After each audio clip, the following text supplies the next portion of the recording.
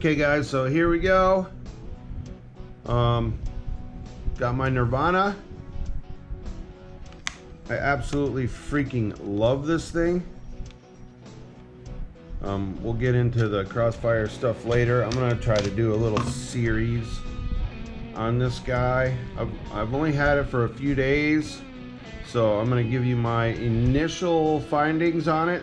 I'm not gonna unbox anything or talk about any of the stupid shit. We're just gonna go through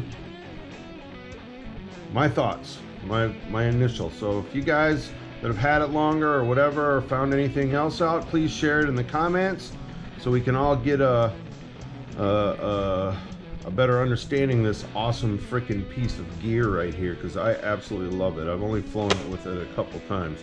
So first things first, this cover. All right, I've seen a lot of guys. Here's what I do. I push up at the bottom to take it off. And the reason being is because you have these little rubber covers here and you don't want to tear them off. Same thing when I put it on. What I want to do is hook this top part in here first. I center up my throttle. Hook the top part in first and then push down. That way I'm not dragging that clip across those rubber covers and tearing them off. All right. So second thing, I have big giant hands and I'm a pincher, and I actually found that if I put my whole fingers underneath the stock grip that comes with it, this works for me. So if you're a pincher, it works fine. It works fabulous. Second thing, another thing that I heard, I saw a lot of comments about these clear gimbals. As somebody that manufactures some, well, I don't personally, but I have plastic parts manufactured for my products. The clear is a much better choice for strength and for quality control, because when you shoot a die into the plastics, mix it with a die, it weakens the plastic. So the clear is the strongest you can get, and it will also come out the smoothest. The other thing is with the clear, you can see if there's any air bubbles or any problems with the molding when they inject mold these things, when they make them. You can see if there's an air bubble in there or a crack, so they're really good for quality control. All right, so now we're gonna take this bad boy apart, because I know a lot. Oh, the other thing is this screen. Hang on just 1 second.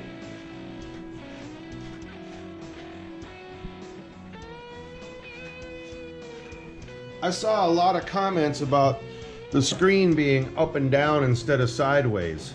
And the touch screen is cool and all that, which makes absolutely no sense to me, since we use one of these almost every day up and down with the touch screen and the sliders. So I don't know why people are complaining about that. But the other thing I heard was about this anodized. Personally, I freaking love it. It reminds me of when my chrome mufflers get hot on my motorcycle. So anyway, let's get to taking this thing apart, and let me get the batteries out of here. Now these are just some crappy batteries that I had sitting around.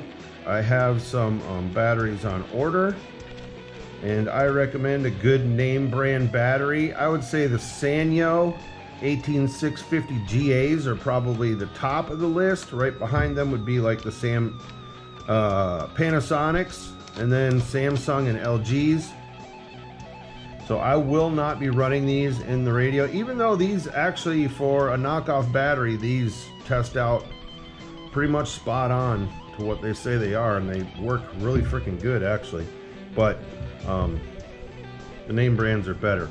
I'm sure there's better batteries out there, or somebody's got their battery that they've been using in their Vapor forever or whatever. That's great. Share it in the comments so we can all see what's going on. All right, to take this thing apart, first of all, I found right up here in the little corner, you have to take these little rubber grips off, because there's screws under these grips, and these the quality on this thing is amazing, because the freaking tolerances are super tight, as you can see, because now suddenly I can't get this thing off. And then I got the camera fired up when I've had no problem. There it goes. Had no problem getting it off before, and this just pops out. There's screws underneath this. It's just got the little clippies in there, right? So we're going to take both of those off because there is a screw under there, right? Let me get this guy off here.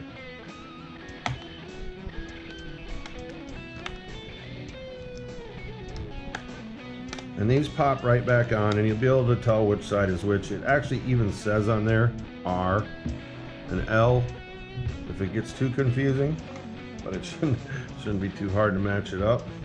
So next thing is we need to take off this little guy here, this neck strap. I do use a neck strap, so I will be leaving this on. And I have the wrong size screwdriver. Hex heads, so hang on.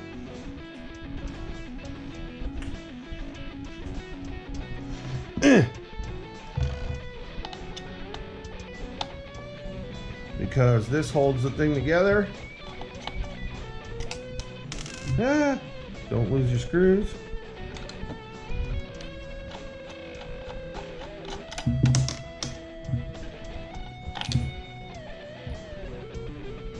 And then you got two little guys down here, and then we're just going to take out all these screws, and then I'll show you how to pop this thing apart. Alrighty, so we got all the screws out, and actually you can, if you have the JR bay on there already, you can actually leave that on. There's no screws underneath that to take the radio apart. So down here on the bottom, the cases slide inside of these battery clips, and then right here on the top there's two clip tabs. So you probably can't see it on camera, but there's a seam that runs right around this top right here. And what I found is if I get a blade, a fine blade right in the corner of that seam, and just give it a little turn, see that? The tab pops loose.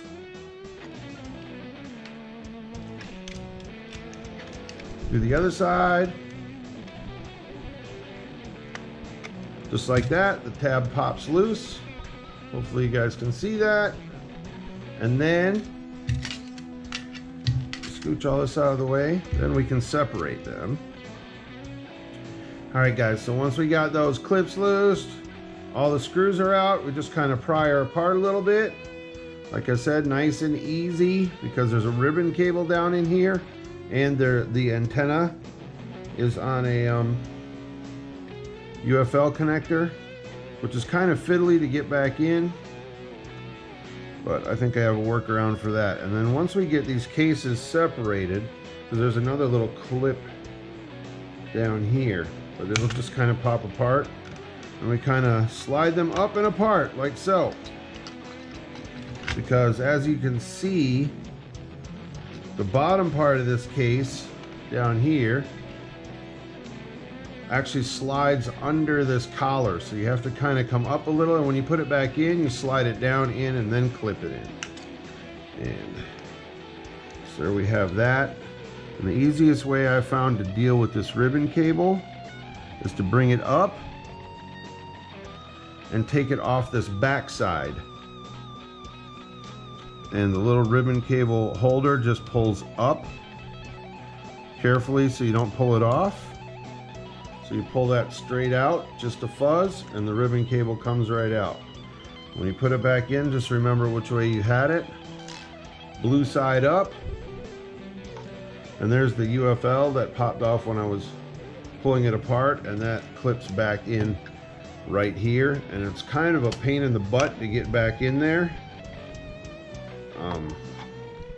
But I may have a workaround for that, since I don't plan on using this antenna, because I'm using Crossfire. The only time I'm going to use this antenna is for micros. Like I have this one is a Fly Sky micro, so I don't need a ton of range.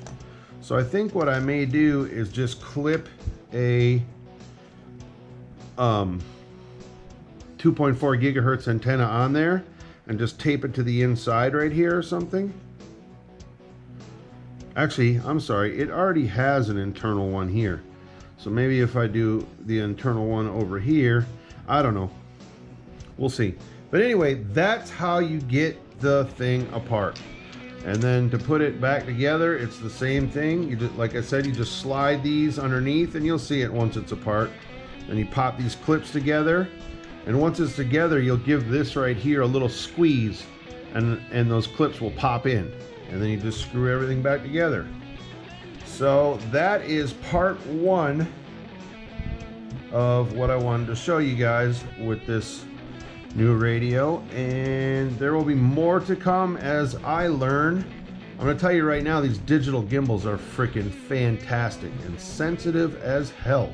So I am going to do a spring mod on mine right now. That's why I have it apart, but we'll save that for another video.